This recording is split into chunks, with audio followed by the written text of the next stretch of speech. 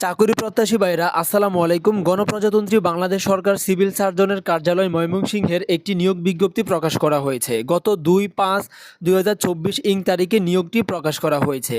আবেদনটি করার সময় এবং আবেদন শেষ সময় এখানে উল্লেখিত রয়েছে। আবেদন পূরণ ও আবেদন ফি জমাদানের শুরুর তারিখ ও সময় 8/5/2024 সকাল 9 ঘটিকা হইতে অনলাইনে আবেদনপত্র জমাদানের শেষ তারিখ সময় 28/5/2024 বিকাল 5 ঘটিকা পর্যন্তই কিন্তু আবেদন করতে পারবে। যেখানে ময়মনসিংহের স্থায়ী বাসিন্দাগণই শুধুমাত্র আবেদন করতে পারবেন। যেখানে সর্বমোট পদসংখ্যা রয়েছে 256টি এবং 6 ক্যাটাগরির পদে কিন্তু এখানে আবেদন করা যাবে। সর্বনিম্ন যে পদটি রয়েছে, যেখানে সর্বনিম্ন শিক্ষাগত যোগ্যতা এসএসসি পাশেই কিন্তু এখানে আবেদন করা যাবে। 6 নম্বর যে পদটি রয়েছে আমরা এটা একটু দেখে নিব। এখানে দেখতে পারতেছেন ল্যাবরেটরি অ্যাটেন্ডেন্ট রয়েছে, যেখানে পদসংখ্যা রয়েছে 3টি, গ্রেড 19তম এবং বেতন স্কেল রয়েছে 8,500 টাকা থেকে শুরু করে 20,570 টাকা পর্যন্ত। যেখানে দেখতে পারতেছেন শিক্ষাগত যোগ্যতা কোনো স্বীকৃত শিক্ষা বোর্ড হইতে মাধ্যমিক স্কুল সার্টিফিকেট বা সমমানের পরীক্ষায় উত্তীর্ণ হতে হবে। এরপর এখান থেকে 5 নাম্বার যে পদটি রয়েছে দেখতে পারতেছেন গাড়ি চালক, যেখানে পদসংখ্যা রয়েছে 3টি এবং গ্রেড 16তম, বেতন স্কেল রয়েছে 9,300 টাকা থেকে শুরু করে 22,490 টাকা পর্যন্ত। শিক্ষাগত যোগ্যতা কোনো স্বীকৃত বোর্ড হইতে জুনিয়র স্কুল সার্টিফিকেট বা সমমানের পরীক্ষায় উত্তীর্ণ, হালকা গাড়ি চালানোর বৈধ হালকা ড্রাইভিং লাইসেন্স, অভিজ্ঞতা সম্পন্ন চালকগণ অগ্রাধিকার পাইবেন। এরপর এখান থেকে 4 নম্বর যে পদটি রয়েছে, 4 নম্বর ক্যাটাগরি স্বাস্থ্য সহকারী, যেখানে দেখতে পারতেছেন টোটাল সর্বোচ্চ এখান থেকে 231টি পদসংখ্যা রয়েছে। যেখানে গ্রেড 16তম এবং বেতন স্কেল রয়েছে 9,300 টাকা থেকে শুরু করে 22,490 টাকা পর্যন্ত। যেখানে শিক্ষাগত যোগ্যতা শুধুমাত্র কোনো স্বীকৃত বোর্ড হতে উচ্চ মাধ্যমিক সার্টিফিকেট বা সমমানের পরীক্ষায় উত্তীর্ণ, অর্থাৎ সর্বোচ্চ এইচএসসি পাশেই কিন্তু এখানে স্বাস্থ্য সহকারীতে আবেদন করা যাবে।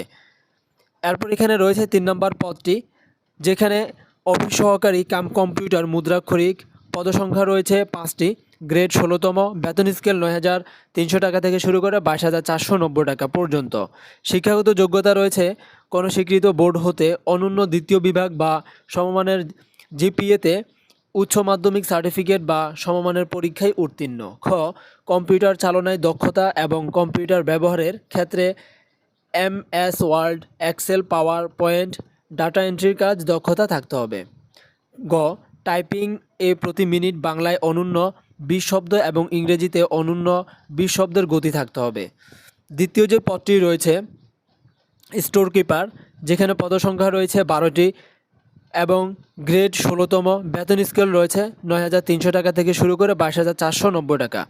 শিক্ষাগত যোগ্যতা কোনো স্বীকৃত বোর্ড হইতে উচ্চ মাধ্যমিক সার্টিফিকেট বা সমমানের পরীক্ষায় উত্তীর্ণ। স্টোর কিপার পদাধিকারগণকে সরকারি বিধি অনুযায়ী জামানত প্রদান করিতে হইবে। প্রথম যে ক্যাটাগরি রয়েছে পরিসংখ্যানবিদ, যেখানে পদের সংখ্যা রয়েছে 60টি এবং গ্রেড 14তম, বেতন স্কেল রয়েছে 10,200 টাকা থেকে শুরু করে সর্বোচ্চ 24,680 টাকা পর্যন্ত।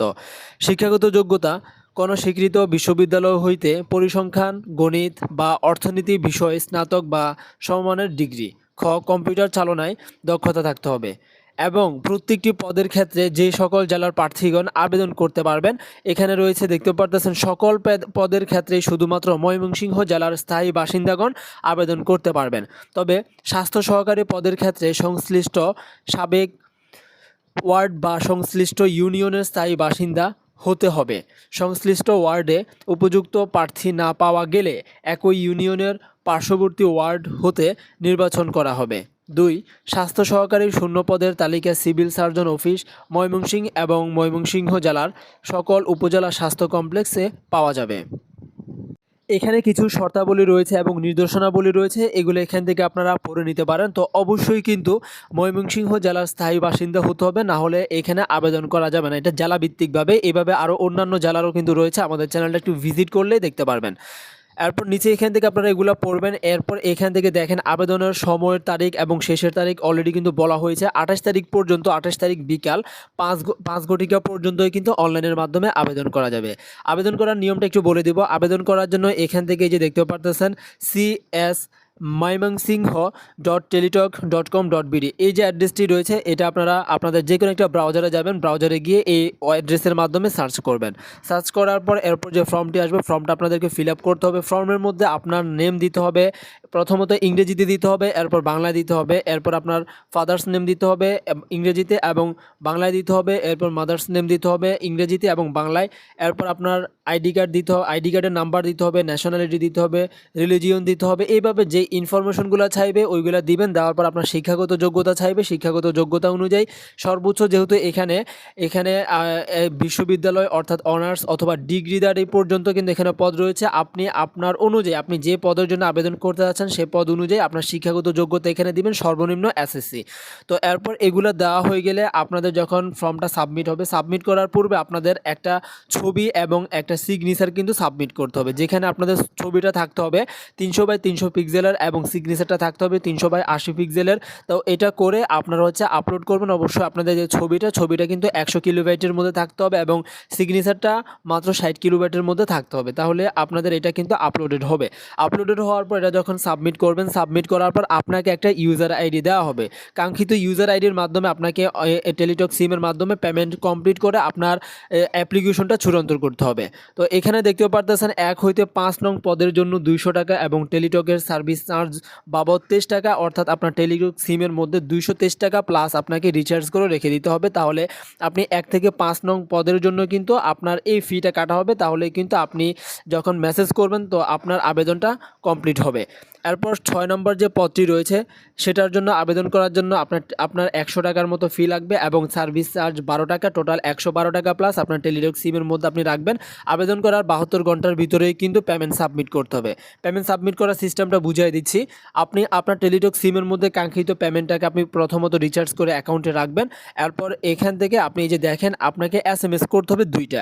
আপনি আপনার টেলিটক সিমের মধ্যে যখন রিচার্জ করা টাকাটা রাখবেন, এরপর আপনি আপনার মেসেজ বক্সে যাবেন। মেসেজ বক্সে যাওয়ার পর আপনি লিখবেন CSMYMEN স্পেস আপনার যে ইউজার আইডি আপনি যে আবেদন করলেন ইউজার আইডি দেওয়া হয়েছিল সেই ইউজার আইডি দিবেন। দেওয়ার পর আপনি 16222 নাম্বার আপনি সেন্ড করবেন। তাহলে কিন্তু আপনার প্রথম এসএমএসটা কমপ্লিট হবে এবং আপনাকে একটা রিপ্লাই এসএমএস দিবে, যেখানে কিন্তু আপনাকে একটা পিন দেওয়া হবে। তো এই যে পিনটা দেওয়া হবে এই পিনটা দিয়ে আপনাকে দ্বিতীয় আরেকটা এসএমএস করতে হবে। দ্বিতীয় এসএমএসটা করার জন্য আপনি প্রথমত সেমভাবে মেসেজে যাবেন। এরপর ওইখানে আপনি CSMYMEN স্পেস ইয়েস দিবেন। এরপর স্পেস আপনাকে যে পিনটা দেওয়া হয়েছিল প্রথম মেসেজের ফিরতি মেসেজে আপনি সেই পিনটা এখানে দিবেন। দেওয়ার পর 16222 নাম্বারে আবারও সেন্ড করবেন। তাহলে কিন্তু আপনার এটা কমপ্লিট হয়ে যাবে, আপনাকে কংগ্রাচুলেশন জানানো হবে এবং এখানে আপনার ইউজার আইডি এবং পাসওয়ার্ডও কিন্তু দেওয়া হবে। পরবর্তীতে আপনার এই পাসওয়ার্ড এবং ইউজার আইডি দিয়েই কিন্তু আপনার অ্যাডমিন প্যানেলে আপনাকে লগ ইন করতে হবে। আপনার যে ইউজার প্যানেল রয়েছে সেখানে লগ ইন করে আপনার প্রবেশপত্রটি ডাউনলোড করতে হবে।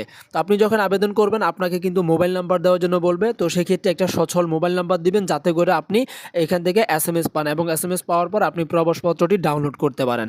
তো এখানে কিন্তু বিস্তারিত আরও কিছু এখানে রয়েছে, এগুলো আপনারা এখান থেকে পড়ে নিতে পারেন। এক্সট্রাভাবে এখান থেকে সুবিধা পাবে বীর মুক্তিযোদ্ধার সন্তান এবং হচ্ছে এইভাবে হচ্ছে মানে বীর মুক্তিযোদ্ধার পরিবারের যারা রয়েছে তারাই কিন্তু এখান থেকে এক্সট্রা কিছু সুবিধা পাবে। তো এগুলো এখান থেকে আপনারা পড়ে নিতে পারেন এবং নিচে এখানে রয়েছে আপনারা কিভাবে অ্যাডমিট কার্ড পাবেন, কখন অ্যাডমিট কার্ড পাবেন সেটা নিয়ে নিচে এখানে রয়েছে, আপনারা এগুলো পড়ে নেবেন। এই যে সার্কুলার ফর্মটি রয়েছে এটার লিঙ্কটা আমাদের আজকের ভিডিও ডেসক্রিপশন বক্সে দেওয়া থাকবে। বিস্তারিত পড়ার জন্য আপনারা এই লিঙ্কে ক্লিক করে এই যে সার্কুলারটি রয়েছে সার্কুলারটাকে ডাউনলোড করে নিতে পারবেন অথবা এই লিঙ্কে ক্লিক করেও কিন্তু আপনারা আবেদন করে নিতে পারবেন।